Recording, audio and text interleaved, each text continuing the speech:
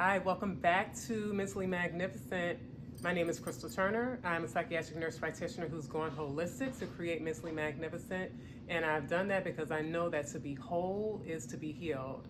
And on this channel, I am talking about all things related to emotional healing, our spiritual healing, our physical healing after we've endured hardships like traumatic experiences or hardships in our childhood that really keep us from being able to move forward in our life the way that we would want.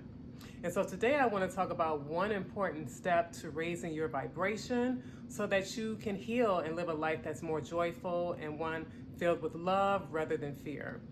But before we start, I want you to hit the like button and the subscribe button so that you will be in the know when I am creating new content. I'll be creating one piece of content every week. And so I want you to be the first to know that that is happening. And so as we talk about healing and raising our vibration, one of the things that I know is that many of us, when we have dealt with being hurt in our past, dealing with hardships in our past, we carry a lower vibration because our emotions are lower. We may be dealing with some depression or some anxiety or some shame, some regret, some embarrassment.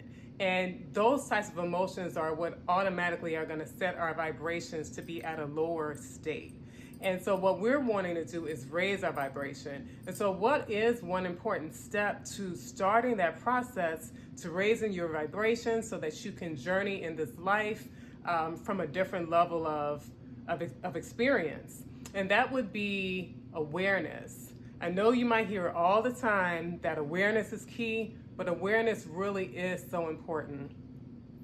And it was very important for me as many years as I have been on this earth and working as a psychiatric nurse, working in psychiatry, there were still parts of my past and my pain that I didn't have an awareness to how it was impacting me in my current life, and also why I would get so emotional about certain things, or triggered, as some people might call it. And so I remember I was in this situation where I was starting this business with a cousin and a friend. And I remember being in this whole dynamic of starting this business, which should be very, very exciting. And I remember us having this one meeting where one of my counterparts had made a critique on something that I had done that was a mistake, obviously. But the way that it was expressed completely took me into this place of being triggered, and I got really upset. And not only did I get upset, it was like after the experience happened, I found myself in this lower emotional state, feeling more depressed, feeling more like I was incompetent, and all these emotions had come up, and it lasted for days. That's what really got my attention, is that it had lasted for a number of days. And at the time I was seeing a therapist, and the therapist helps me to become aware of the fact that that situation was really directly related to hardships I had in my childhood, where it made me feel like I was unvaluable, unworthy, incapable, and it really was a trigger to those experiences in the past. And it really helps me to recognize how much the past had impacted me. And I know many of you may have had hardships, and you know that you've had hardships, and you're like, I'm aware of the things that have happened to me in the past. But it can be these little situations that come up that can be these triggers that cause our emotions to fluctuate, to go down, to be anxious, to be depressed, to feel not worthy. It can be these little experiences that we have that are triggering us when we don't recognize or have an awareness that that trigger is there, or that trigger is directly impacted by those past experiences, that we navigate through life with these roller coasters of emotions, and we don't understand why. And so the thing about the emotions, though, is emotions are all necessary. We're never going to have a life where we have no moments of sadness, no moments where we might feel a little nervous, just like we'll have the moments of joy. But we want to have more of those moments of joy. And we can have more of those moments of joy when we can really have an awareness of what it is that is impacting us. So what is the deal with being aware? Why would being aware be so important? So my reasoning for saying that our awareness is so important is not for us to stay stuck in thinking about the pain that we've experienced in the past, because that also is no good to us. But to have an awareness of how something has impacted you can also have you recognize that you could still be functioning from that level of experience. You can be functioning from that lowly experience that you've had. So if you've been someone, for example, who never felt good enough, let's say you had a parent who was neglectful, or a parent who told you you weren't good enough. And so you've navigated through life, you do all these things, you might be very successful in life. But then once you make a mistake, it takes you right back to this idea of not being good enough, not being valuable.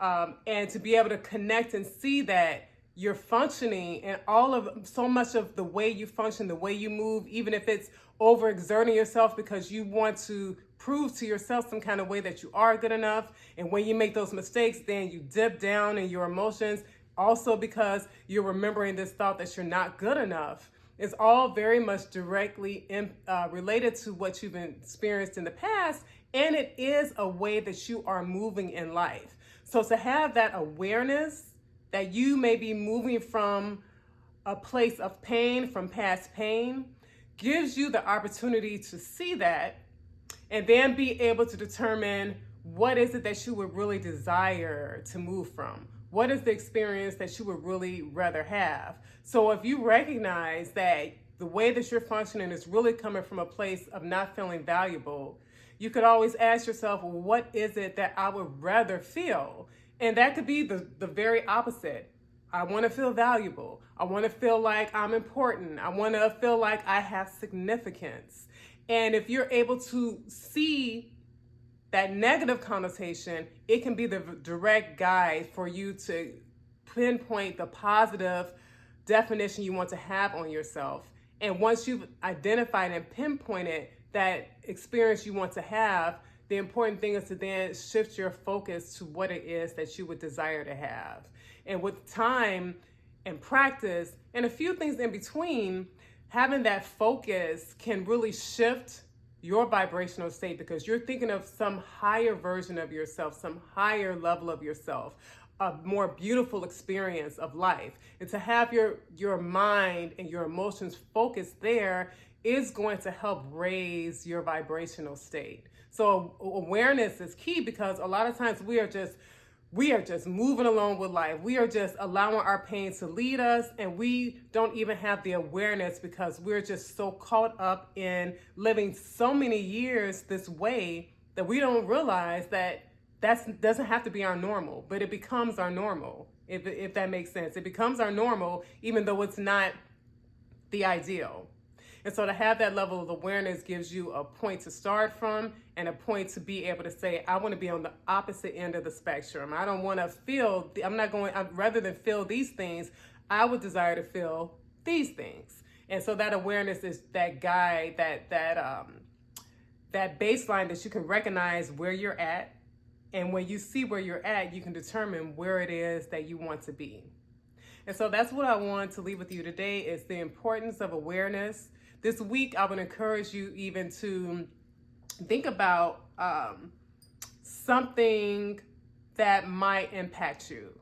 Some type of pain or experience that you may have. If it comes up, to say, okay, I'm going to sit with this and I'm going to think about, what is this emotion? Why am I feeling this emotion?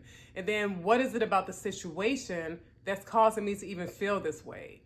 And when was the first time I remember feeling that emotion? And try and trace it back to, when was the first time you remember even feeling like this? And is there a connection to something that was a monumental moment in your life that is now kind of gotten rooted in your experience? And it kind of controls a lot of your future experiences, even to this day, no matter how long ago it happened. That's the thing about many hardships. It doesn't matter how long ago it happened. If we don't process it and start doing the work to move past it, it could follow us for all of our days. And so that would be my challenge to you this week. is to sit and have a level of awareness when you feel more lower natured feelings and emotions, or those thoughts that are more lowly, to really start to have an awareness so that it can be a guide to what's going on and where it is that you want to be. All right. I want to remind you to hit like, hit subscribe, share this video with someone that you feel may benefit from it. And remember, I will be coming on once a week with a new post, a new video for you. Put any comments in the comment section. And yeah, I'm a psychiatric nurse practitioner going holistic because I know to be whole is to be healed.